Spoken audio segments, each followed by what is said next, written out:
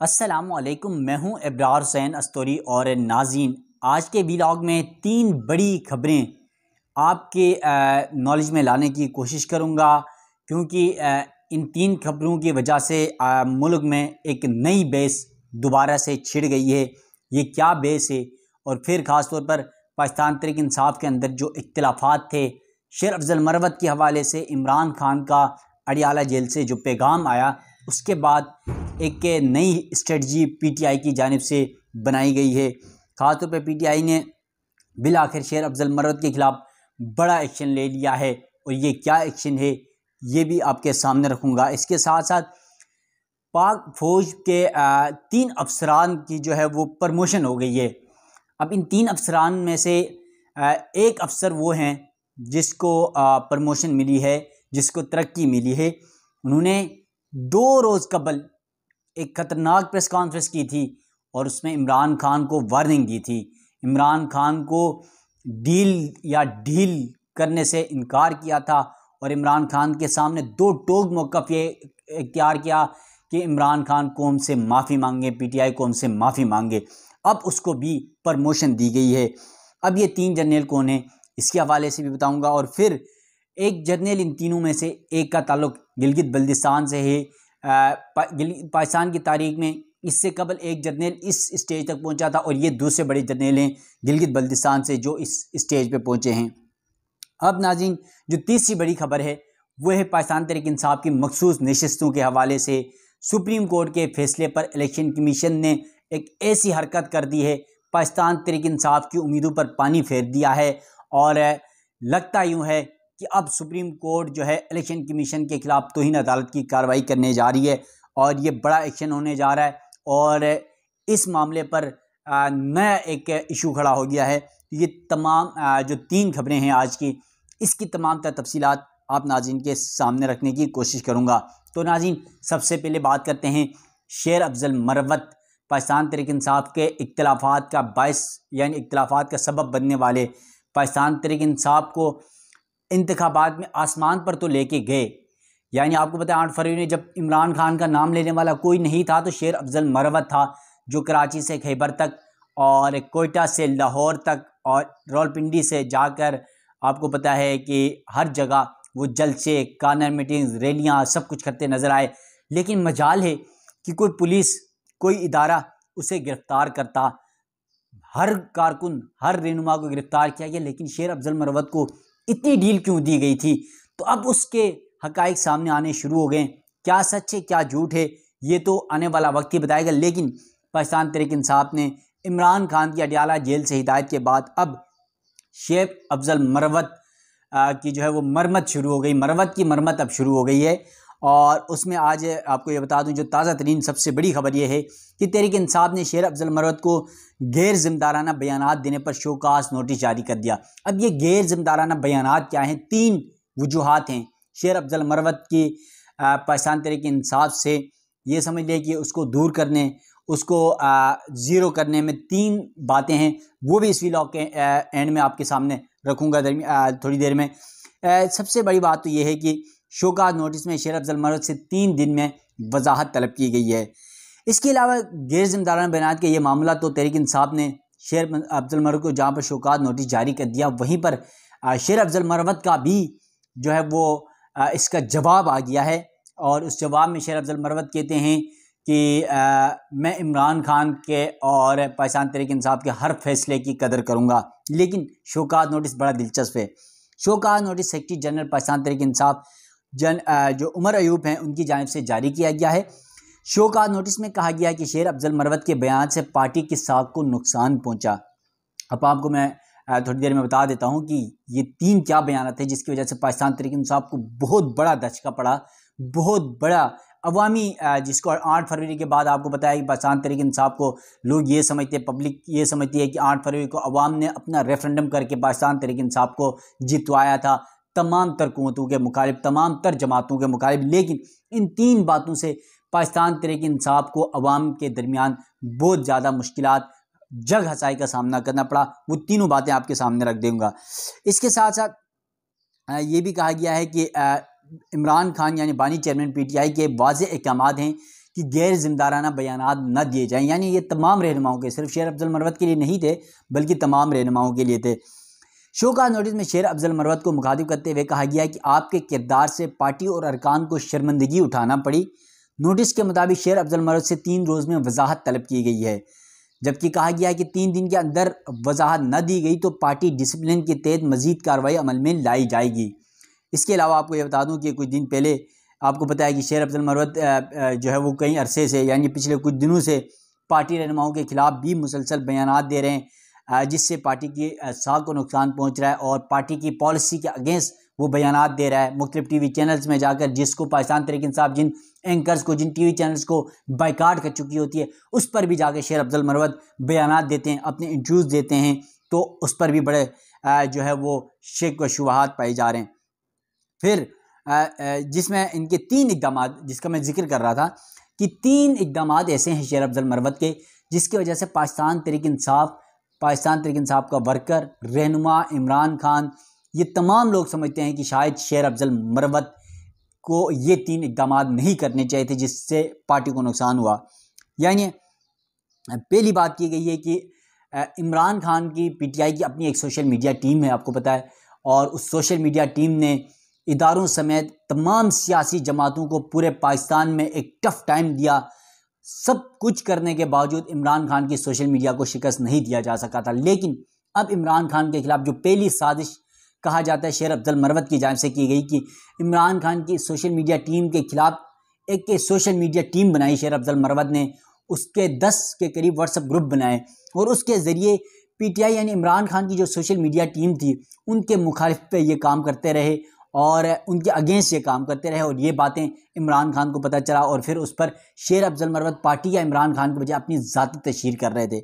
फिर नंबर 1 ये मामला था, और नंबर 2 सऊदी अरब के खिलाफ शेर अफजल मरवत ने कुछ दिन कबल जो है एक बयान दिया। उसमें कहा कि इमरान खान की या पाकिस्तान तहरीक इंसाफ की हुकूमत जो अदम इत्मीनाद के ज़रिए गिराई गई थी, जिस पर आज तक साइफर का मामला था, अमेरिका पर इल्ज़ाम लगाया गया था कि अमेरिका के कहने पर जनरल बाजवा ने ये हुकूमत उनकी गिराई थी, तो उस पर ये कह रहे हैं कि सऊदी अरब ने किरदार अदा किया और अमेरिका और सऊदी अरब ने मिलकर जनरल बाजवा के ज़रिए, पीडीएम के ज़रिए इमरान खान की हुकूमत गिराई। शेर अफजल ने यह बयान दिया और इस बयान के बाद पीटीआई, इमरान खान ये समझते हैं कि सऊदी अरब के साथ उनके माजी में भी अच्छे ताल्लुकात थे, मुस्तकबिल में भी, क्योंकि वो ये समझते हैं कि सऊदी अरब हर मुश्किल घड़ी में पाकिस्तान का साथ देता रहा है, कल भी देता था और आज भी दे रहा है।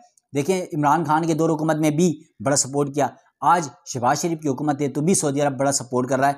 तो सऊदी अरब के हवाले से इस बयान पर पाकिस्तान तहरीक इंसाफ ने लातल्लुकी का इजहार किया। इमरान खान ने शदीद गुस्से का इजहार किया अडयाला जेल के अंदर, और फिर आपको पता है कि इससे जो है पीटीआई को अवामी सतह पर भी नुकसान पहुंचा कि जब भी देखो सऊदी अरब हमें सपोर्ट करता है, लेकिन उसके खिलाफ बातें की गई। और तीसरी बात ये थी कि शेर अफजल मरवत जो पाकिस्तान तहरीक इंसाफ के सबसे मुखालिफ मुस्लिम लीग नून है, पाकिस्तान पीपल्स पार्टी, 2 बड़ी सियासी जमातें हैं, उनके 2 बड़े रहनुमाओं से उन्होंने जाकर मुलाकातें की। वो क्यों की? अब इसका भी जो है बहुत ज़्यादा बड़ा तासुर दिया जा रहा है। पहली मुलाकात उन्होंने की जो हैं ख्वाजा आसिफ, मुस्लिम लीग नून के वज़ीर दिफा हैं, ख्वाजा आसिफ से मुलाकात की पार्लियामेंट हाउस में। और फिर दूसरी जो मुलाकात है वो यूसुफ रज़ा गिलानी जो पाकिस्तान पीपल्स पार्टी के हैं, अब चेयरमैन सेनेट हैं, उनसे मुलाकात की। तो कुछ ज़राए के मुताबिक, कुछ पाकिस्तान तहरीक इंसाफ रहनुमाओं और सहाफ़ियों के मुताबिक, जो ख्वाजा आसिफ से मुलाकात थी शेर अफजल मरवत की, उसकी वजह ये थी कि शेर अफजल मरवत ने उनसे ये बात की कि पीएससी का आपको पता है चेयरमैन बना था पब्लिक अकाउंट्स कमेटी का, तो उस पर मुस्लिम लीग नून ने शेर अफजल मरवत के नाम पर इनकार कर दिया था कि इमरान खान ने ये नाम दिया था, पीटीआई ने नाम दिया था शेर अफजल मरवत का, तो मुस्लिम लीग नून ने, हुकूमत ने इनकार कर दिया था। तो शेर अफजल मरवत ख्वाजा आसिफ के पास इसलिए गए थे कि आपने क्यों मेरा नाम है कि मैं आपके साथ बेहतर चलूँगा, अच्छा चलूँगा, पता नहीं वो अपनी क्या गेम डालना चाह रहे थे। तो पीटीआई समझती कि वो उनके अंदर मिले हुए थे और फिर ये मामला था। फिर साबिक़ वज़ीर-ए-आज़म यूसुफ रज़ा गिलानी जो पीपल्स पार्टी है, उनसे भी मुलाकात की शेर अफजल मरवत ने। तो ये मुलाकात भी कह रहे हैं कि हमारे सख्त मुखालिफिन दुश्मनों से उन्होंने क्यों मुलाकातें की, क्यों वो क्या कोई अपने ज़ाती मामलात को सीधा करने की कोशिश कर रहे थे या चेयरमैन पीएससी बनने की कोशिश कर रहे थे। तो ये शिकवे थे, ये गिले थे। इस पर अब शोकात नोटिस जारी कर दिया गया है और इमरान खान ने शेर अफजल मरवत से 2 बार अडयाला जेल में मुलाकात से भी इनकार कर दिया। एक दौर ऐसा था कि इमरान खान से मुलाकात कौन करेगा कौन नहीं करेगा, शेर अफजल मरवत लिस्टें बनाते थे।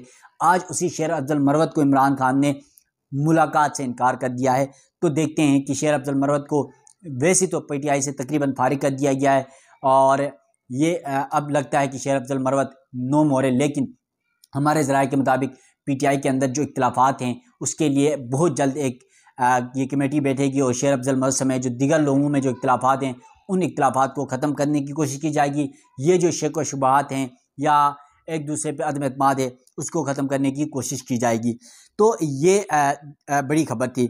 इसके अलावा दूसरी बड़ी खबर ये है नाज़रीन कि पाक फ़ौज में 3 स्टार जनरल्स को तरक्की दी गई है, यानी 3 जनरलों को तरक्की हो गई और वो उनमें 3 स्टार जनरल थे तीनों। उसमें DGISPR मेजर जनरल अहमद शरीफ चौधरी लेफ्टिनेंट जनरल बना दिए गए हैं, जबकि वो DGISPR की ज़िम्मेदारी भी इस वक्त निभाते रहेंगे मुस्तकबिल में भी, यानी इस वक्त भी वो जिम्मेदारियाँ निभा रहे थे। दूसरे नंबर पे हैं lieutenant general Umar Bukhari corps commander Peshawar, यानी उन्हें कोर कमांडर पिशावर बनाया गया है। और तीसरे नंबर पे lieutenant general Inayat Hussain chief of logistics service GHQ तैनात किया गया है। तो नाज़रीन अब पाक फौज के इन 3 स्टार जनरल्स हैं, इसमें से जो DGISPR हैं जनरल अहमद शरीफ चौधरी, इनके हवाले से पाकिस्तान तहरीक इंसाफ को, PTI के रहनुमाओं को, इमरान खान को गुज़िश्ता कुछ दिन से बहुत ज़्यादा सख्त तशवीश है, क्योंकि 9 मई के हवाले से जो प्रेस कॉन्फ्रेंस की थी DGISPR हैं, यही जो जिसको तरक्की दी गई है DGISPR मेजर जनरल अहमद शरीफ जो अब लेफ्टिनेंट जनरल बन चुके हैं, तो उनके हवाले से PTI को बहुत तहफ़्फ़ुज़ात हैं और PTI तो इल्ज़ामात भी लगा चुकी है कि या आर्मी चीफ कौन होते हैं जो हमें डील देंगे या हम उनसे बात करें। और फिर इनकी जो प्रेस कॉन्फ्रेंस में जिस तरह 9 मई के हवाले से इन्होंने DGISPR ने जो प्रेस कॉन्फ्रेंस की PTI के हवाले से 9 मई के वाक़यात के हवाले से उन्होंने कहा कि माफ़ी मांगेंगे तो माफ़ी मिलेगी वरना नहीं मिलेगी। फिर PTI कहती कि हम माफ़ी क्यों मांगे। तो इस वजह से बहुत सारे लोगों का तासुर ये है कि बहुत अच्छी तरीके से DGISPR ने अपनी प्रेस कॉन्फ्रेंस में PTI को जो है वो बहुत ज़्यादा निशाने पर रखा, तो इसलिए उनकी तरक्की, लेकिन ऐसा नहीं है। फ़ौज के अंदर एक रूल्स रेगुलेशन है और फ़ौज के कवानीन सबसे ज़्यादा सख्त हैं। वहाँ पर सबसे बड़ी बात एक डिसिप्लिन है और उसी डिसिप्लिन के तहत इनकी तरक्कियाँ हुई हैं और अब DGISPR के फ़राइज़ भी वो अंजाम देते रहेंगे। अब इनमें से जो तीसरे नंबर पर हैं लेफ्टिनेंट जनरल इनायत हुसैन, क्योंकि मेरा भी ताल्लुक़ गिलगित बल्तिस्तान से है, तो जिन्हें chief of logistics service GHQ तैनात किया गया है। इनके हवाले से आपको बता दूं कि गिलगित बल्तिस्तान में 3 स्टार जनरल इससे कबल सिर्फ एक ही शख्स बना था, वो था जनरल हिदायतुर रहमान, जो आजकल जो है रिटायर हो गए हैं और उनका ताल्लुक़ भी मेरे अस्तौर से था, भूंजी से था। और अब रिटायरमेंट के बाद उनको, आपको पता है कि पाक फ़ौज के अफसरान को तो रिटायरमेंट के बाद भी सर्विसेज मिल जाती हैं और आजकल कश्मीर में जो पब्लिक सर्विस कमीशन है वहाँ पर उनकी तैनाती की गई है। तो उनके बाद ये जो हमज़ा के इलाके से ताल्लुक़ रखते हैं मेजर जनरल इनायत हुसैन, इनको पहले इलाका गिनिश से इनका ताल्लुक़ है, हमज़ा गिलगित बल्तिस्तान से। और हिलाल इम्तियाज़ मिलिट्री भी इनको मिल चुका है और अब इन्हें 3 स्टार जनरल का ये एजाज़ भी मिल गया है, जो जनरल हिदायतुर रहमान के बाद दूसरे नंबर पर गिलगित बल्तिस्तान के जनरल होंगे 3 स्टार। तो ये पाक फ़ौज के अंदर तकड़ियाँ हुई हैं। अब तीसरी बड़ी खबर यह है कि इलेक्शन कमीशन ने सुप्रीम कोर्ट के फैसले को कूड़े की टोकरी में डालने का फैसला कर लिया। सुप्रीम कोर्ट के इस फैसले पर अमल न करने पर अब इलेक्शन कमीशन के खिलाफ बड़ी कार्रवाई का इम्कान है, ये तासुर दिया जा रहा है। लेकिन इसकी हकीकत क्या है नाज़रीन, आपको याद हो तो पाकिस्तान तहरीक इंसाफ का इंतखाबी निशान बल्ला छीना गया और फिर चीफ जस्टिस काजी फ़ाइज़ ईसा की सरबराही में, आपको याद हो, तो उसके बाद पाकिस्तान तहरीक इंसाफ के इंट्रा पार्टी इंतखाबात हुए, बल्ले का निशान हुआ, जो मामला हुआ 8 फरवरी इंतखाबात हो गए। उसके बाद फिर पाकिस्तान तहरीक इंसाफ ने बाद में सुन्नी इत्तेहाद कौंसल के नाम से किया, तो उन्हें मखसूस नशिस्तें PTI को नहीं मिली। फिर उन्होंने इलेक्शन कमीशन से रुजू किया, वहाँ से नहीं मिली। फिर उन्होंने पेशावर हाई कोर्ट से रुजू किया, पेशावर हाई कोर्ट के लार्जर बेंच ने फैसला सुनाया 5 रुकनी कि PTI को नशिस्तें नहीं मिल सकती। अब जब ज़िमनी इलेक्शन हुए तो PTI ने यानी सुन्नी इत्तेहाद कौंसल के प्लेटफॉर्म से टिकट से इलेक्शन लड़े और फिर वो कुछ नशिस्तों पर जीत गई। तो पहले ये था कि हाई कोर्ट का या इलेक्शन कमीशन का मौक़िफ़ था कि सुन्नी इत्तेहाद कौंसल के पास कोई भी नशिस्त कौमी असम्बली या सूबाई असम्बली भी नहीं है, तो उनको मखसूस नशिस्तें नहीं मिल सकती। और ये नशस्तें नहीं मिली और तमाम दीगर सियासी जमातों के दरमियान बंदरबाट की गई। और फिर सुप्रीम कोर्ट में इस केस का फैसला जो है वो मुकर्रर हुआ। चीफ जस्टिस काजी फायद ने बेंच तश्कील दिया, यानी 3 रुकनी बेंच था। उसमें जस्टिस मंसूर अली शाह जो अगले चीफ जस्टिस हैं उनकी सरबराही में, जस्टिस अतर मंजूर और जस्टिस मोहम्मद अली मजहर इस बेंच का हिस्सा थे। इस 3 रुकनी बेंच ने फैसला दिया और वो पेशावर हाई कोर्ट का इलेक्शन कमीशन का फैसला मुअत्तल कर दिया, यानी 3 जून तक ये फैसला मुअत्तल किया गया। और अब इस फैसले के बाद ये कहा गया कि अब इस फैसले में सबसे अहम बात ये थी कि जो मखसूस नशस्तें दीगर सियासी जमातों को दी गई हैं, पीटीआई की तकरीबन 77 या 78 नशस्तें थी सूबाई और कौमी असम्बली की, वो तमाम नशस्तें कोई भी कानून साजी में किसी भी वोटिंग में वो हिस्सा नहीं ले सकते।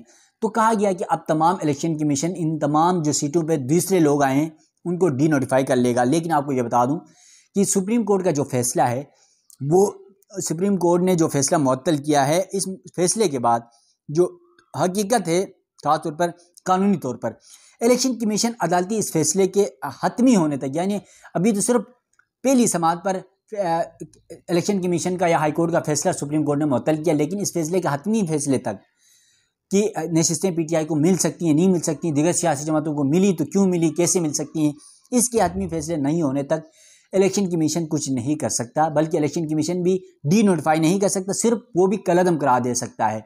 उनको कलअदम करार देगा सुप्रीम कोर्ट का जो फैसला आएगा, उसके बाद उसके मुताबिक कि ज़िमनी जो मखसूस नशस्तें हैं वो पीटीआई को देनी या दीगर सियासी जमातों को देनी, उस हवाले से इलेक्शन कमीशन ने फैसला करना है। सुप्रीम कोर्ट के फैसले का इंतजार होगा और यकीनन मुमकिन तौर पर यह आम तासुर है कि अब मखसूस नशस्तें पाकिस्तान तहरीक इंसाफ को मिल जाएंगी। उसकी वजह यह है कि पहले जो तासुर था कि उनके पास सुन्नी इत्तेहाद कौंसिल के प्लेटफॉर्म से कोई सीट नहीं थी सूबाई और कौमी असम्बली में, लेकिन अब सूबाई कौमी असम्बली दोनों में उनकी नशस्तें मौजूद हैं। तो इस बुनियाद पर उन्हें ये मखसूस नशस्तें मिल जाएंगी। कौमी असम्बली में 23 नशस्तें हैं और बाकी सूबों को मिलाकर 76 से 77 नशस्तें बनती हैं। तो इस 23 नशस्तों के बाद सबसे बड़ी बात यह है कि पीडीएम के जो 2/3 अक्सरियत के साथ पार्लियामेंट में कानून साजियाँ और तरमीम करने के ख्वाब थे वो भी चकनाचूर हो गए थे। तो ये 3 बड़ी खबरें नाज़रीन आपके सामने मैंने रख दी है। और आप अगर इस हवाले से कोई राय देना चाहें, कोई कमेंट्स करना चाहें, कोई मशवरा देना चाहें, तो आप ज़रूर इस व्लॉग के अंदर कमेंट करके मुझे बता सकते हैं। और मेरे इस यूट्यूब चैनल को सब्सक्राइब करें, बेल आइकन ज़रूर दबाएगा कि ताकि जो नई वीडियो जो भी मैं रोज़ाना के बुनियाद पर 1-2 वीडियोज़ अपलोड करता हूँ अदालतों से, खासतौर पर सुप्रीम कोर्ट ऑफ पाकिस्तान से, हाई कोर्ट से, क्योंकि मेरी ड्यूटी सुप्रीम कोर्ट में होती है बतौर सहाफ़ी, तो आपको हर चीज़ डेली के हिसाब से मिलती रहेंगे। तो अपने मेज़बान इब्रार हुसैन अस्तूरी को दीजिएगा इजाज़त। अल्लाह हाफिज़।